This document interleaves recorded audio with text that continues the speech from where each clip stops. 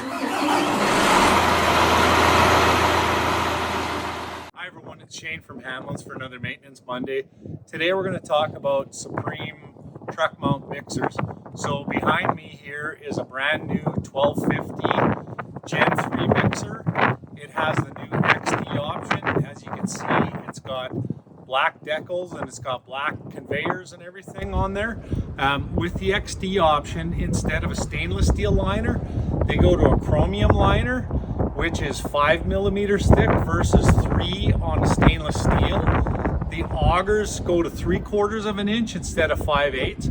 So just looking at those two components, massive increase in life expectancy on the unit, and of course on the dependability. Along with that, on the serviceability side, the kickers and the sweep now on the bottom are easier to replace. There's some pieces that bolt on.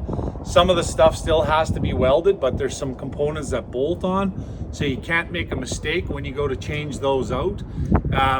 Also, the hydraulic system has changed, and we'll show you a couple of pictures around of how neat and tidy the installation is. So if you have any interest in a truck mount mixer, stop by and have a look.